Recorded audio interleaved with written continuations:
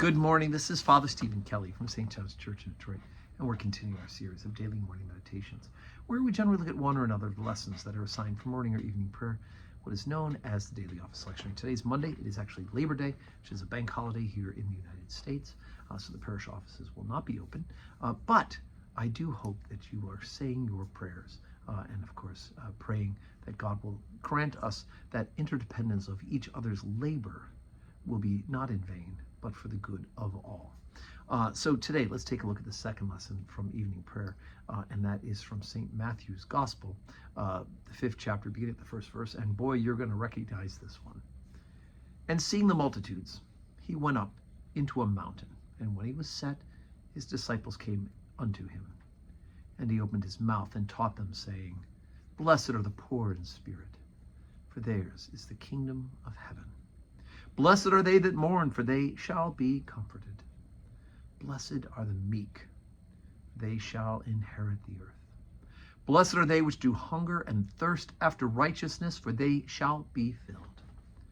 Blessed are the merciful, for they shall obtain mercy. Blessed are the pure in heart, for they shall see God. Blessed are the peacemakers, for they shall be called the children of God. Blessed are they which are persecuted for righteousness' sake, for theirs is the kingdom of heaven.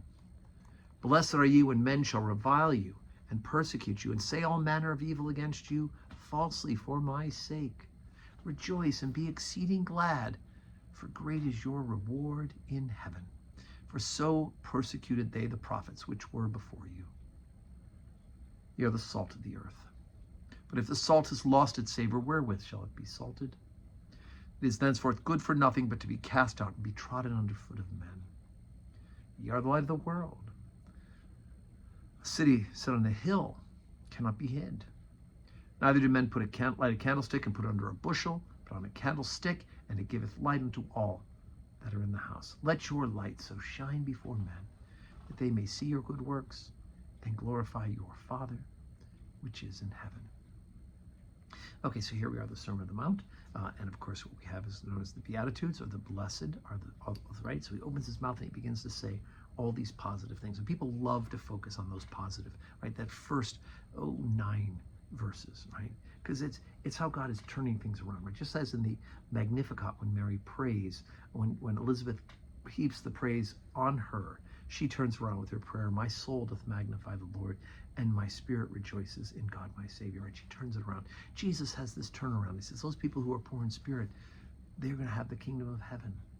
Those who mourn shall be comforted. The meek shall inherit the earth. All of this all those who do these things, or have these things done to them, but trying to live according to spiritual principles, will be rewarded. Not always here on earth, but certainly in the bigger picture, the eternal picture of everlasting life in heaven. But then you turn around verses 10 through 12, and it's kind of scary, right? Because Jesus has also let you know that you're going to be blessed when they revile you and they persecute you and they say all manner of evil against you falsely for Jesus' sake. We don't want that, but it's also going to be a reality. And Jesus says, look, it's what happened to the prophets. They were persecuted too, right? And your reward is great in heaven. So be prepared when people don't accept this good news. That's obviously so positive and so wonderful, right? And then, of course, he says, look, you're going to be held up. You can't hide this faith, right? You're the light of the world, salt of the earth, right? And so you need to be prepared and ready, living the life, knowing that God is there to help you as well. So like I said, today is Monday, but it's bank holiday. It is Labor Day. So we will not have services today at St. John's. We'll resume our regular schedule tomorrow, God willing. But may your Monday be a day that is full of blessings.